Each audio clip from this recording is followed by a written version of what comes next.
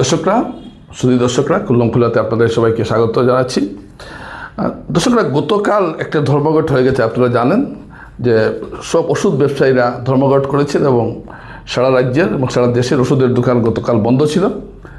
ওষুধ ব্যবসায়ীদের সংজ্ঞা all India organisation of chemist and druggist যে সংস্থা আছে, তারা অনলাইনে ওষুধ বিক্রির বিরুদ্ধে এই বনটা ডেকেছে, ওষুধ বন্ধ আন্দোলনটা ডেকেছে। এই বিষয়টা অনেক দিন থেকেই একটা চর্চার বিষয় ছিল। চিকিৎসা যারা ওষুধ বিক্রি করছেন, ফার্মেসি মালিক যারা আছেন এবং ওষুধ, তারা বলছেন যে এই যে অনলাইনে যে আমরা ওষুধগুলো আনছি, 20% ডিসকাউন্ট, 30% ডিসকাউন্ট, অনলাইনে যে ওষুধগুলো পাওয়া যাচ্ছে, এই ওষুধগুলোর গুণগত মান এবং কতটুকু এবং এগুলো সুরক্ষার ব্যাপারে তারা প্রশ্ন তুলেছেন এবং তারা বলেছেন যে এটা কিভাবে সম্ভব, এতে তাদের ব্যবসা মার খাচ্ছে। এবং তারা বলছেন তারা জনস্বার্থে আন্দোলনটা করছেন, যাতে কারণ ফার্মেসির দোকানগুলো একটা লাইসেন্সের ভিত্তিতে খোলা হয়, অনেকগুলো তারা সরকারি শর্ত পূরণ করার পর একটা ফার্মেসি খোলা হয়। কারণ সরকার চাইবে যে যারা ওষুধ কিনছে তারা যাতে সঠিক ওষুধটা পেতে পারেন, কিন্তু অনলাইনে এই সুযোগ নেই। এখন ধরুন আপনি একটা ফার্মেসিতে ওষুধ কিনতে গেলেন, তো ফার্মাসিস্ট মালিকের লাইসেন্স আছে, তো তারা এখানে ওষুধটা দিচ্ছেন এবং কোন কোম্পানির ওষুধ সবগুলো বিবদ্ধ করা আছে এখানে। এখন আপনি অনলাইনে ওষুধটা আনলেন, সেটা যে সঠিক ওষুধ সেটা কে বলবে? এই প্রশ্ন তুলেছেন ড্রাগস মালিকরা।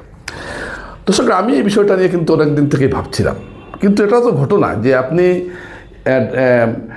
এবং তারা বলছেন যে ডিসকাউন্ট কীভাবে দেওয়া হয়। আসলে তো ডিসকাউন্ট তো দেওয়া হয় না। আপনি ওষুধের দোকানে যদি আপনি 1000 টাকার ওষুধ কিনেন আর ধরুন 999 টাকা ওষুধ হলো, আপনাকে 60 টাকার চকলেট দিয়ে পুরো 1000 টাকা রেখে দেবে, হ্যাঁ, বা আপনাকে 100 টাকা ফেরত দেবে, হ্যাঁ। তো এই যে ডিসকাউন্টটা দূরের কথা, উল্টো লজেন্সের মাধ্যমে নিয়ে নেওয়া হচ্ছে। সুতরাং এই যে তারা যে আন্দোলনটা করছেন, এই আন্দোলনের ফলে এই আন্দোলনের সাধারণ মানুষ কতটুকু এগিয়ে আসবেন সেটা হলো প্রশ্ন। এখন অনলাইনে ওষুধ বিক্রি করাকে সরকার তো আর এটা নিয়ন্ত্রণ করতে পারবে না। যে কোম্পানি ওষুধটা দিচ্ছে অনলাইনে, সেই কোম্পানি সমস্ত কিছু ঠিকঠাক করার পর ওষুধটা বাজারে ছাড়ছে। এবং আপনি যে ধরুন আপনি ফ্লিপকার্ট থেকে বা কোনো জায়গা থেকে ওষুধ আনলেন, বা কোনো টমেটো বা অনেকগুলো কোম্পানি আছে এদের ওষুধটা আপনি আনলেন, তো আপনি যখন কমে পাচ্ছেন আপনি এখান থেকে ওষুধ আনবেন এবং ওদের ডাক্তারও আছে, ফোনও করছে আপনাকে। সুতরাং দেখুন, আমি ওষুধ কোম্পানির মালিকগুলো যে কথাগুলো বলছেন সেটা ঠিক, কিন্তু আপনি অনলাইনের বাজারকে আটকাতে পারবেন না, এটাও একটা ঘটনা। কারণ অনলাইনে সব কিছুই বিক্রি হচ্ছে, ওষুধ কেন হবে না? প্রশ্ন উঠছে, ওষুধ কি সারা জীবন ফার্মেসিতেই বিক্রি হবে? এসব প্রশ্ন উঠবে, সঙ্গত কারণে উঠবে।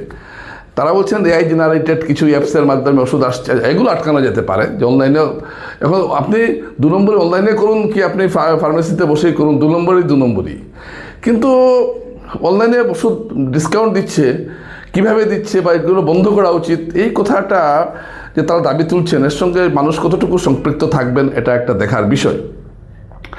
ফার্মেসি মালিকদের কথাটা সত্য, কারণ কোনো ধরনের সরকারি নিয়ম নীতি না মেনে এইগুলো ওষুধ বিক্রি হচ্ছে। তা আমার মনে হচ্ছে তারা যে ডিসকাউন্ট দিতে পারছেন এর কারণটা হলো এটাই যে তারা সরাসরি প্রোডাক্টটা গ্রাহকের হাতে এসে পৌঁছচ্ছে। যেহেতু মিডলম্যান নেই মাঝখানে, স্টকিস্ট অনেকগুলো ঘাট পেরোতে হয় না, তাই হয়তো তারা কিছুটা কমে দিতে পারছেন। তাছাড়া আপনি যে সবগুলো ওষুধ তাছাড়া জেনারিক নামে যদি ওষুধ দেওয়া হয় তাহলে সেটার মূল্য একটা কম পড়বে, এটাও দেখার বিষয়।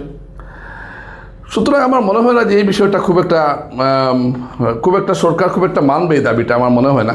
যদিও এই দাবির পেছনে যথেষ্ট যুক্তি আছে, কিন্তু সরকারের একটা নিয়ন্ত্রণ থাকা উচিত অনলাইনের উপরেও।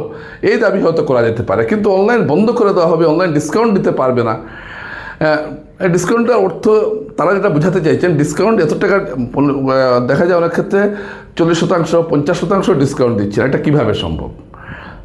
তাহলে গুণগত মানে তারা কোনো একটা আপোষ করছেন অনলাইন পার্টিরা, এরকম কথা উঠছে। কিন্তু সরকারের এগুলো তদন্ত করা উচিত, কিন্তু বিষয়টা কিন্তু একটু চিন্তার বিষয়। কিন্তু মানুষ কিন্তু অনলাইনে ওষুধ আনছেন, এটা কিন্তু ঘটনা। এবং আজ পর্যন্ত এমন কিছু শোনা যায়নি যে অনলাইনে ওষুধ খেয়ে কারো কিছু হয়েছে বা কিছু।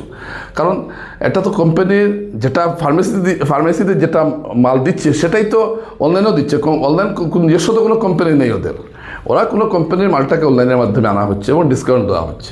তো দর্শকরা, আমার যেটা মনে হচ্ছে যে এই বিষয়টা যে খুব একটা মানুষের মধ্যে দাগ কাটবে এমন নয়। এছাড়া এটাও তো ঠিক যে ওষুধ নিয়ে ব্যাপক বাণিজ্য চলছে। আপনি যে ওষুধটা খাচ্ছেন সেটার আসল দাম কত আর আপনি যে নিচ্ছেন এর মধ্যে একটা বিস্তর প্রভাব রয়েছে, ফারাক রয়েছে। বিভিন্ন ওষুধ কোম্পানিগুলো ডাক্তারদের ম্যানেজ করে কীভাবে ওষুধের প্রেসক্রিপশন করাচ্ছে এটা আপনারা জানেন। অনেক ডাক্তার বিদেশ ভ্রমণ করছেন, এটা কিভাবে করছেন, কোম্পানিগুলো করাচ্ছে। এই যে ওষুধকে কেন্দ্র করে যে একটা বিশাল বাণিজ্য তৈরি হয়েছে এবং সেই বাণিজ্যের অংশীদার তো কিছু ফার্মেসিও আছে, এটাও তো ঘটনা। হয়তো তারা করছেন না, কিন্তু তাদের এখানে তো মাল্টা আসবেন, ডাক্তার প্রেসক্রিপশন করবেন, এখানে আসবেন। সুতরাং এখানেও একটা বিষয় রয়েছে।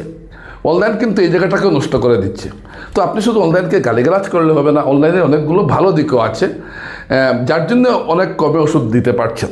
যে ওষুধটা আপনি 1000 টাকা যদি একটা ওষুধ খান, কোনো সিরাপ, আপনি ধরে নেবেন এটা কিন্তু কস্ট অফ প্রোডাকশন হয়েছে 200 টাকা, এবং বাজারে এটা বিভিন্নভাবে বিভিন্ন কমিশন দিতে দিতে গিয়ে এই জায়গায় এসেছে এবং আপনি সেটা কিনছেন।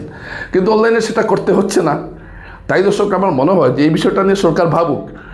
কিন্তু অনলাইন বন্ধ হয়ে যাবে এটা ভুল কথা। অনলাইনে ওষুধ বিক্রি হবেই, আপনি প্রযুক্তিকে আটকাতে পারবেন না, আগামী দিনকে আটকাতে পারবেন না, এটাও ফার্মেসি মালিকদের বুঝতে হবে। তাই সরকারের উচিত যাতে অনলাইনে ভালো জিনিস মানুষের হাতে যায়, এই জায়গাটা পরিষ্কার করা। নমস্কার।